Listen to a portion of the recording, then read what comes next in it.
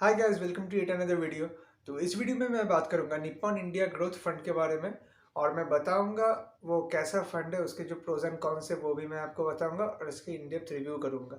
तो stay tuned and let's start the video. तो Nippon India growth fund एक mid cap fund है जो कि एक काफ़ी पुराना फंड है। इसका जो इंसेप्शन हुआ था वो अक्टूबर 1995 में हुआ था।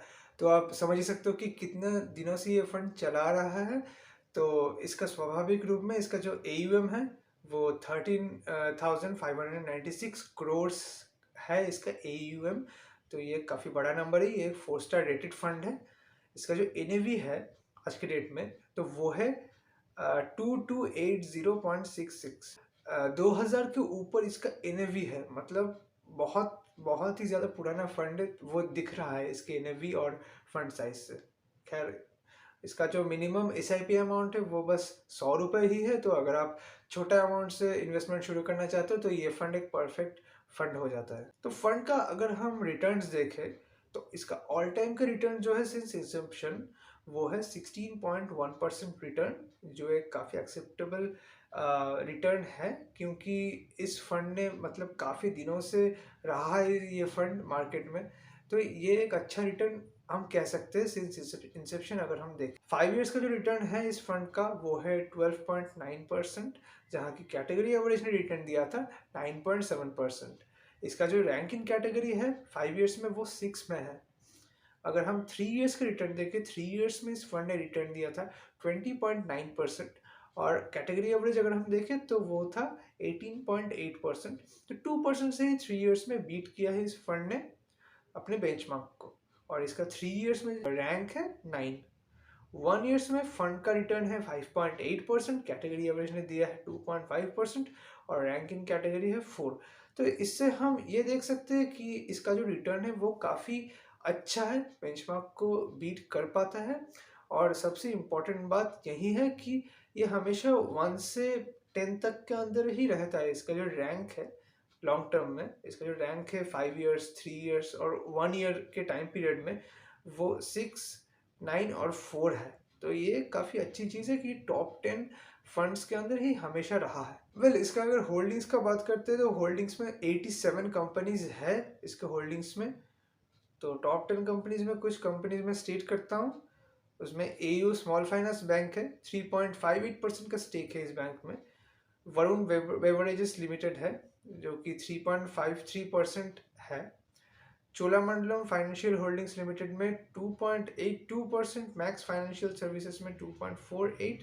और काफ़ी ज़्यादा डाइवर्सिफाइड ही है ये फंड, मतलब किसी भी फंड में 3% या फिर 4% से ज़्यादा पैसा नहीं है। तो ये एक डाइवर्सिफाइड पोर्टफोलियो है और नंबर ऑफ कंपनीज भी काफ़ी ज़्यादा है, 87 कंपनीज है। अगर इक्विटी डेट और कैश का स्प्लिट देखें तो इक्विटी में है 93.9% पैसा और कैश में बस 6% ही होल्ड करके रखा है इन्होंने, जो कि एक काफ़ी अच्छी बात है कि इक्विटी में ही मेजोरिटी पैसा है। अगर हम इक्विटी सेक्टर एलोकेशन की बात देखें तो फाइनेंशियल्स में 26% का पैसा डला हुआ है फाइनेंशियल सेक्टर में। अदर्स में 15.8% है, सर्विसेज में 12.4% है, हेल्थ केयर में 11.3% और बाकी जो सारे सेक्टर्स है जैसे consumer goods, chemicals, technology, construction और कैपिटल गुड्स सेक्टर्स में 10% से कम ही है इनका एलोकेशन। एडवांस रेशियोज का बात करें तो रेशियोज में बीटा है 0.97%। तो रेशियोज में बीटा है 0.97, जो थोड़ा ज़्यादा ही लग रहा है। इसका अल्फा देखें तो अल्फा 0.91 है। अल्फा इतना कम इसलिए है क्योंकि इसने कैटेगरी एवरेज को काफ़ी बेयरली ही बीट किया है, मतलब 2% या फिर 4% से ही हमेशा बीट किया है। तो इसी वजह से इसका जो अल्फा है वो थोड़ा कम है। इसका जो शार्प है वो भी 0.93 है, 1 से कम है। सॉटिनो भी 0.95 है। तो इसका जो एडवांस रेशियो वो थोड़ी डिसअपॉइंटिंग लग रहे हैं। फंड का जो एक्सपेंस रेशियो है वो 1.04% है। तो ये मुझे उतना जस्टिफाइड नहीं लग रहा है क्योंकि इसका जो रिटर्न्स है वो बेयरली ही बीट कर पा रहा है कैटेगरी एवरेज को। तो मैं आपको अब अपना फाइनल वर्डिक्ट देता हूँ कि इसमें आपको इन्वेस्ट करना चाहिए या नहीं। तो अगर हम इसका रिटर्न्स देखें, इसका रिटर्न्स तो हमेशा बेंचमार्क को बीट कर दे रहा है। इसका रिटर्न बहुत ज़्यादा एक्सेप्शनल तो बिल्कुल नहीं है, लेकिन एक ठीक ठाक रिटर्न हमें दिख रहा है। मुझे जो कंसर्निंग इसमें लग रहा है कि ये फंड थोड़ा ज़्यादा ओवर डाइवर्सिफाइड है, 87 कंपनीज है इसमें। सो ये एक चीज़ है। और मैंने जो एडवांस रेशियोज देखा वो भी उतना अच्छा मुझे नहीं लगा, क्योंकि इसका जो शार्प है और सॉटिनो है वो थोड़ा मतलब कम है। वो 1 से तो एटलीस्ट ज़्यादा होना ही चाहिए था, तो वो थोड़ा कम है। इसने जो अल्फ़ा जनरेट करके दिया है, अल्फ़ा भी काफ़ी कम है, मतलब 1 से कम है इसका अल्फ़ा। इसका AUM भी काफ़ी बड़ा हो गया है, और मुझे नहीं लगता है कि इस फंड में ग्रोथ का बहुत ज़्यादा स्कोप है अभी।